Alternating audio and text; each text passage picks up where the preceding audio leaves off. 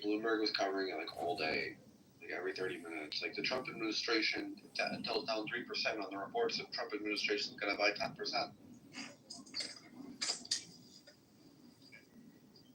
There you go. They're in talks to take 10% stake. That's right. In Intel. I'm not even sure why you would do that.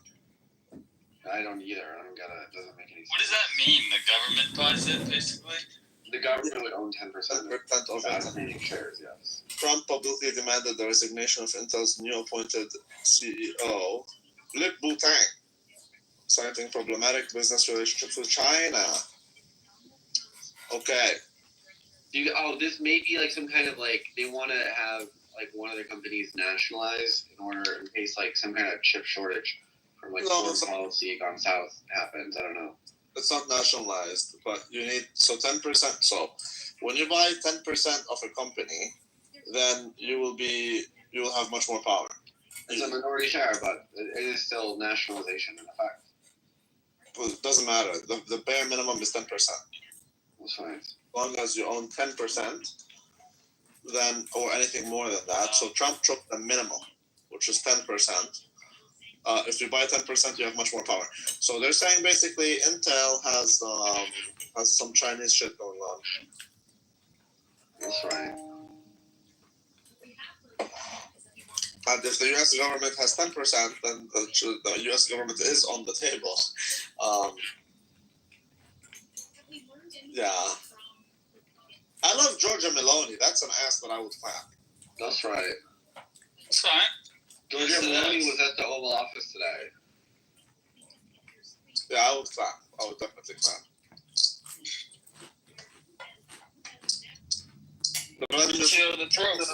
So Zelensky today was wearing a suit. Was he really? Was he really?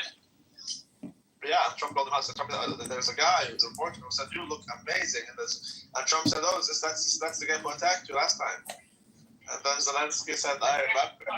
But I think we're in the same suit still. I love Zelensky. He's a Jew. That's right. He's killing all the Ukrainians. And he's getting away with it. That is so crazy. Like, the whole war was like just like an extermination of like blonde people. Yeah, they're Christians. No one cares about them. Let's kill them. And let's get it going. Nothing wrong with that. And let's flood their country with like. You guys are literally complaining about dead people who died in war. You fucking losers. I got you, the loser who got kicked out of the military. Dishonorable discharge. Sure. No, I got an honorable discharge, and I'll tell you what, you're a fucking loser. Nigga, why didn't you fight in the trenches? Why don't you explode with your brother? Shit, nigga. Yo, John, fuck Zelensky. You know what? He's a strong Jewish leader who may negotiate peace, unlike you losers who literally come here every day and repeat the same cycle without introducing any new information. That's the definition of being a loser. Kick me. Hurry up and kick me so I can get away from you, please. Kick this nigga.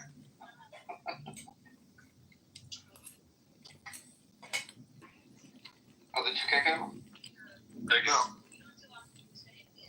I like John. I'm a free speech absolutist, so I elect to have him stay so we can dominate him. Are you an absolutist, though? What? Kick him. Should verbal threats be against the law? I'm not going to kick him, but you guys can kick him. Verbal threats should be against the law, but I think... Then you're not an absolutist. I mean, absolutist in ways that don't violate the First Amendment. What? Yeah, like I don't think you harassing an autistic kid, sending 1 million people.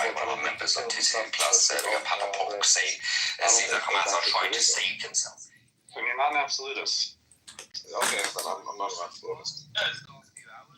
I'm a pro-sexist. There's no, that's right. But censorship is profitable.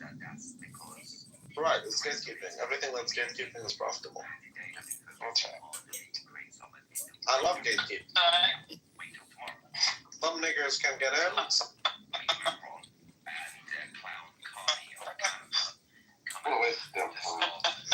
Well, so now we know that the new CEO of Intel, Nick Wu-Tang, he has Chinese relationships, and so Donald Trump is kindly requesting that he resigns. So this is some kind of like espionage operation. If they're trying to take control like 10% stake. Again, you're not getting it. 10% is the minimum that you need. I know. If they get 10%, they have like more. They have access to more information, and also they have more leverage over the company. So this is some kind of like geopolitical struggle.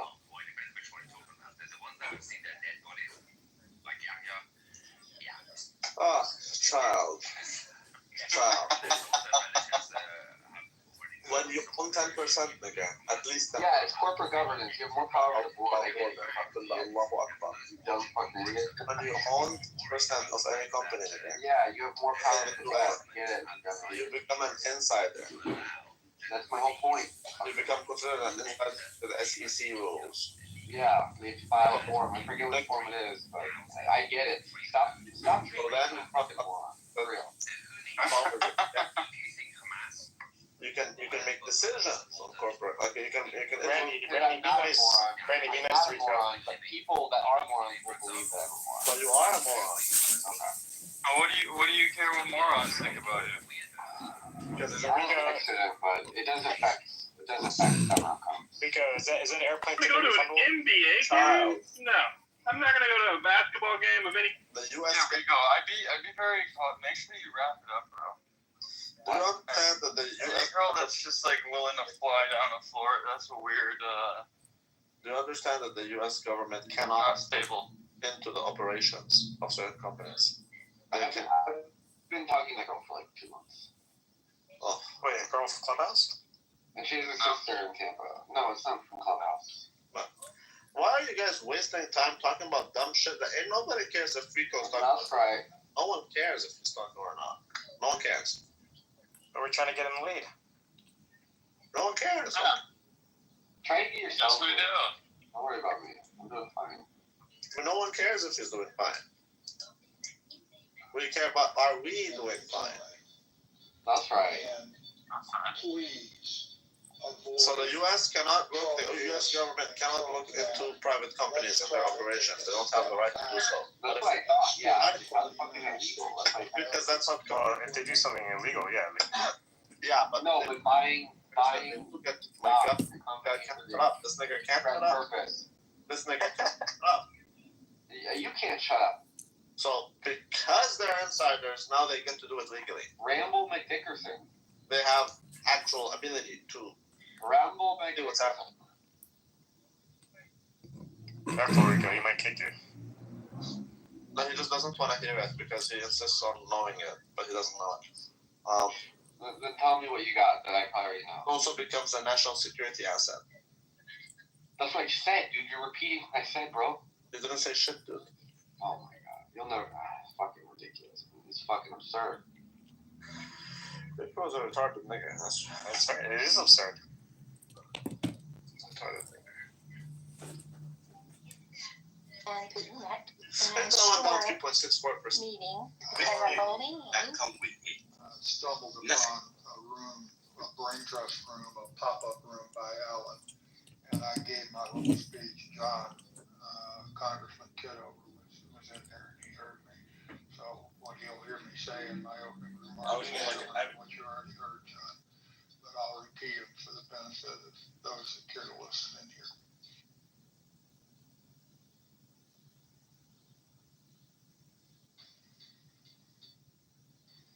I can't hear you yet, Scarlett. I see you trying to unmic, but I don't hear you. I saw your question in the chat, so I can't hear you. You might want to try to leave the room and come back again.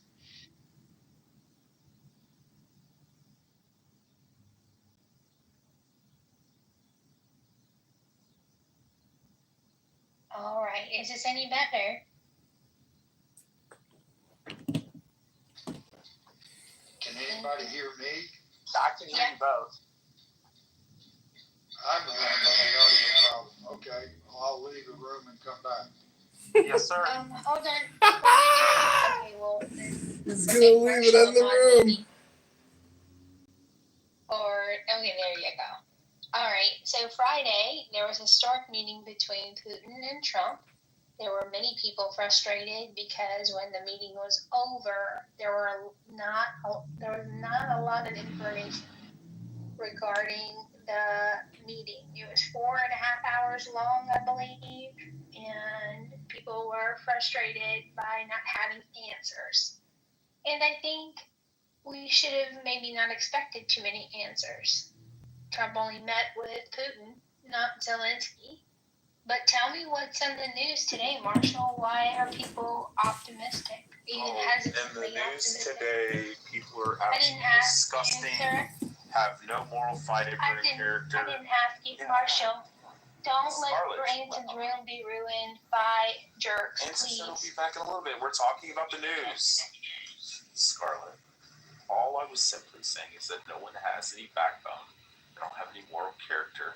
They don't have anything that they stand on, but they sit up and virtue signal, and then they also share mod privileges with a 2-time fucking rapist who took fucking girls who were unsuspecting off Craigslist and brutally raped them. Marshall. And then sex trafficked them like the fucking movie Taken. Yeah, you don't want to talk about JB because he's your buddy, right, Marshall?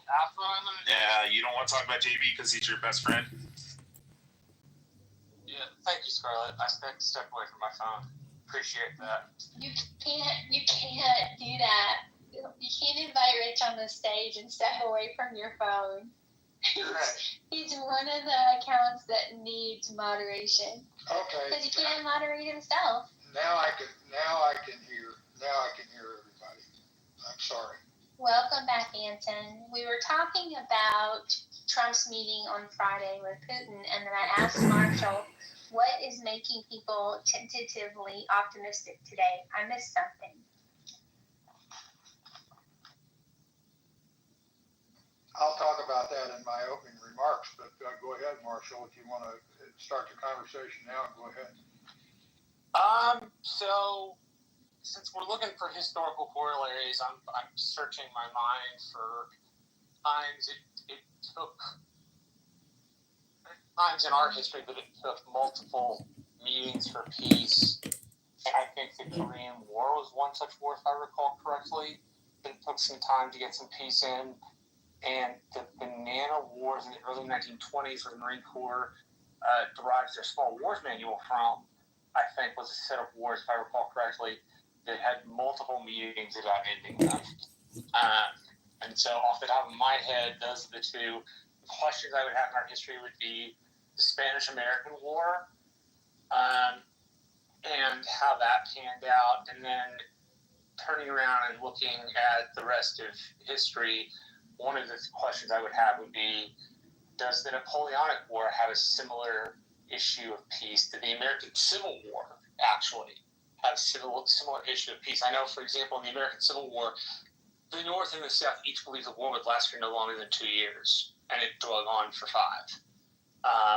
And so those might be examples in which peace was tried and peace was hard to come to. Since we're looking for historical examples, that's what I can dig off the top of my head. I've got a bunch of history books, so I'll look through those and see if I can find any other examples. What up, Jane? But that's really what's going on. We have this. What? Do you like Anson? He's a talker. I mean, I don't know what to tell you. Like, I don't really dislike anybody on this app. I think everybody plays their little part in a giant cog, and to dislike or like somebody is irrelevant, you know? It's irrational. Yeah. Yeah. I'm just curious. Yeah, this is one giant communication puzzle. And if you don't, you know, that's like saying, I don't like this puzzle piece. You're ugly. This puzzle piece is ugly to me. I will not play with you. I will not play with this puzzle piece. Mine. I'm leaving. I don't want to play with this puzzle piece anymore. Putting it away, putting it in the box, putting the box under the bed, dusting off the floor. Get off my property. That's it. Alright, well, I'll see you later. Okay, talk to you soon. Bye.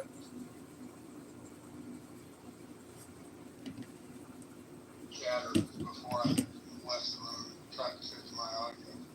But I've been glued to the TV for most of the day, and I tried to shift back and forth as the events were unfolding with Zelensky's arrival, Trump and Zelensky before the press in the Oval Office, then the picture of the Europeans, and then they moved to a conference room, and all the Europeans and Trump and Zelensky spoke.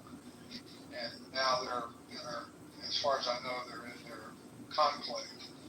And I bounced back and forth between CNN and Fox, and I found very interesting, the tone and the emphasis was quite different between the two, as you would expect.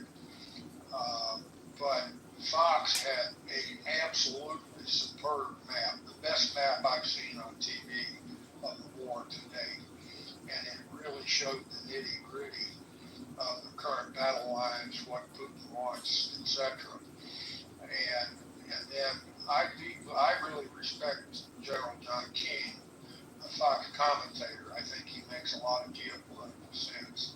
And I shifted over to, and he made some remarkable insights, which I'm going to provide to you, because I'm assuming most of you have not been glued to the TV. I then shifted over to CNN, and John Bolton was the commentator. And of course, he can't stand Trump. So he was yakking about Trump wants a Nobel Peace Prize and all that.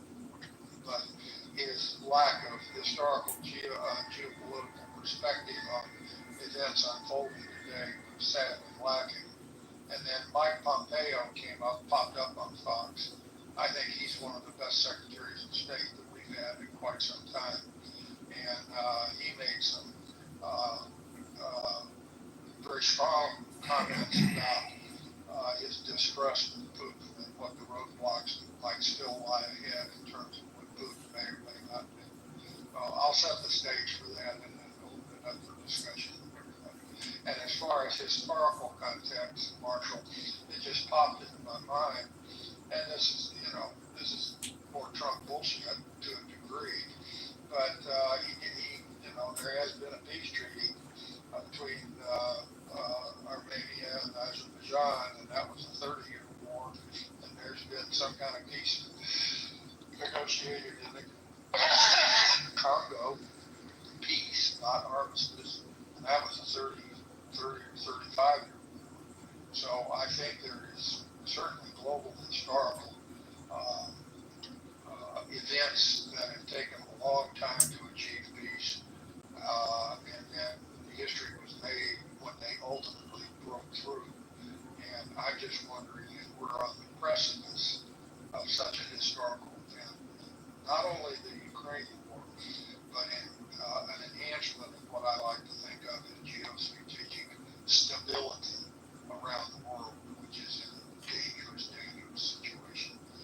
Again, I'll comment. I'm not going to try to preach a sermon or give a military history lesson, a geopolitical lesson, but I'll try to set the stage for that and stimulate discussion by everybody else if you hang around long enough to listen to all my bullshit.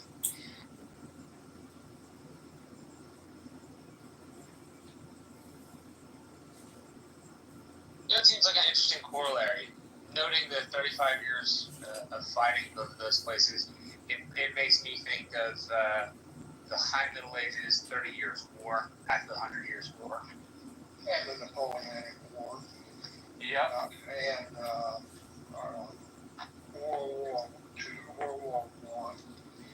And, so, yeah, I mean, those were, it took a long time to get there, but when we got there, it broke, and it broke pretty fast.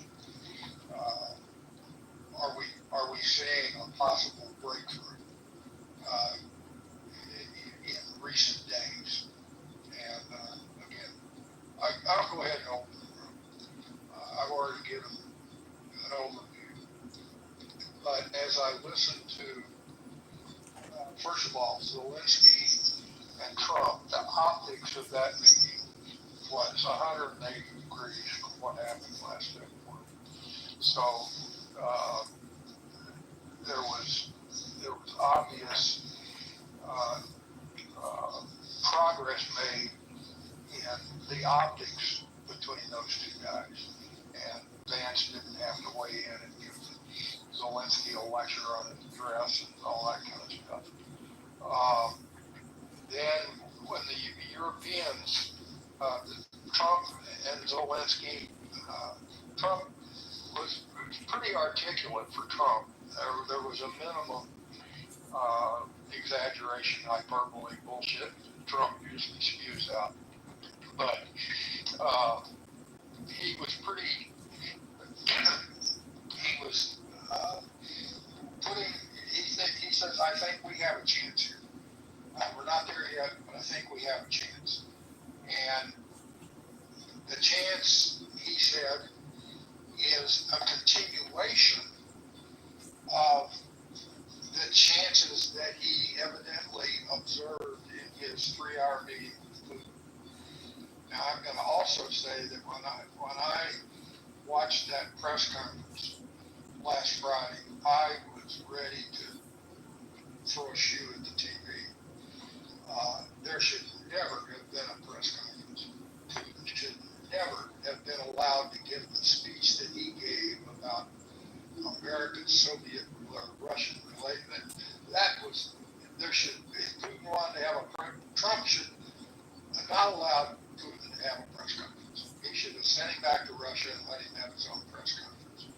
And Trump should have said, we made some progress, I can't talk about it, but we sure as hell aren't there yet. But more will follow in the coming days and weeks, and I'm still committed to giving it my best shot. That's the way that disaster on Friday should have been, in my view. Today was a whole different tone. And when the Europeans assembled around the conference table and the reporters were there and the TV cameras were going, all the Europeans plus Zelensky had an opportunity to give brief remarks as to what they anticipated would happen in the meeting that is now the closed door meeting that's still going on. And there was real positive, meaningful unity, I felt, in those brief remarks. We'll have to see what the outcome is. But the bottom line, the points that they are discussing, and after they report out, and it could happen while this room is open, and after they report out, I suspect that Trump and maybe other leaders will answer brief questions from the press, maybe not. But Trump specifically said that he is going to immediately call Putin to report the results of the conference that is being held today. And after that, he is going to push hard for an immediate, within the next week or so, trilateral conference with Putin, Zelensky, and Trump at the table. And Trump also said, I really don't want to be there, and I would prefer that just you two, speaking to Zelensky, you and Putin hold that meeting, but if you want me there, I will be there to help. But he clearly sends the correct signal, in my view, that he believes that the details of any peace, or any ceasefire for that matter, must be ultimately achieved by agreement between Ukraine and Russia, which I think is very accurate. We can push, we can encourage, the Europeans can do their things and so forth, but the ultimate agreement must rely on the two countries that are at war with each other. But the other thing that I think is historic, and I mentioned this to provide a more historical nature perspective. Look at where we were 10 years ago. And Trump was threatening NATO with withdrawal and so forth. And NATO was just being NATO, et cetera, et cetera. And today, NATO, the European community, has dramatically upped the ante to 5% GDP spending on their military infrastructure. That is a huge and dramatic difference from what has been going on throughout the Cold War. Is Europe, and the second, now the sticking points, what they're talking about now, is what kind of security guarantees will Europe and the United States put in place to protect Ukraine in whatever shape or form it comes out geographically from a peace treaty? What will be the security agreements that will be put in place? And will they be put in place not just by handshakes and nods of agreement, but by treaties? Not a NATO treaty, not allowing Ukraine into NATO, but having a treaty between Europe, America, and Ukraine in terms of Article 5-like security arrangements, including at least European boots on the ground on the whatever battle lines are concluded, whatever territorial agreements are reached between Ukraine and Russia. Will there be European troops on the ground as on a lasting basis, much like we've had American troops in Europe since World War II and in Korea? Will there be long-term European troops on the ground to prevent Russia from restarting its aggression? If they do that, my God, is that history making? So that's enough preaching. I'll leave it to you guys to ask questions or whatever, and see if we can reach some kind of consensus. And I put a poll up, it's sort of a silly poll, but see if we can find a consensus, and or if you pick something else, then put in the chat what you think the outcome will be in the war in the coming days, weeks, months, or years. I'll turn it over to you guys. Scarlett, what do you think?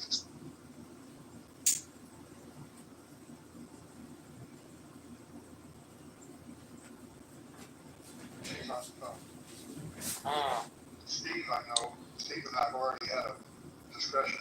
Anson, Yeah, John, go I ahead. just have an expression that I enjoy, and I think it kind of reframes everything. It's that there's not a speck of dust out of place in the entire universe. So the way that things have played out between Trump and Putin and the entire, television broadcast and information and all that. I mean, I just like that saying that there's not a speck of dust out of place in the whole universe. And I think peace and greater stability is right around the corner. That is my hope and my aspiration. And we can bring China into this as well. But as you also heard me say in Alan's room, if Europe truly steps up and shoulders a much greater burden than they have, not just in their military spending, but in what I think of as the geopolitical stability in the world. If Europe shoulders a greater burden and stops their extraordinary over-reliance on American protection, that will be history making in and of itself, if it sticks and it is sustained. I mean, Europe today spent 17% on defense and 40% on their social fabric. And that, Europe needs to change that. And Gerald King on Fox said, over the last 10 years, and he gives Trump some credit, and I believe it's deserved, Trump blustered and threatened to withdraw from NATO and all that in his first term. But look today, Europe has in fact agreed to and are in fact spending the money to get up to 5% of GDP for defense. And now Europe is seemingly ready to put boots on the ground in Ukraine as a security guarantee, not ask for American boots to be on the ground, but Europe to put boots on the ground as a security guarantee in the event, not just of the ceasefire, but in the event of a true peace treaty between Ukraine and Russia. That's pretty important stuff. You know, one of the things in this whole thing that's leverage right now, Anson, in my mind, would be where Putin has been able to keep capital flowing through India and China with the sale of the natural gas and the oil to fund this whole operation and keep the economy from just going totally in the tank. I think right there is probably the biggest lever they have. I had an interesting private room conversation with my friend Tiger, the Chinese advocate on Clubhouse, about that. And of course, he is Chinese national, works in Silicon Valley, blah, blah, blah. He believes that the sanctions have run their course, and there's not much left in the Western engine, the steam in the Western engine from sanctions alone on anybody is not a very significant point of leverage against Putin. I'm not sure about that, but what else does the West have in terms of real leverage against Putin beyond economic sanctions and moralizing, of course? And I still believe that the threat, the possibility of Western boots on the ground is, and that presupposes that Putin holds fast to where he's not going to get what he's asking for. The war will continue if he pushes for that. But if he backs off enough, that peace is possible with significant land, at least de facto, given up by Ukraine. Not de jure, but de facto. I hope everybody understands what I mean by that. And maybe we'll see a peace treaty.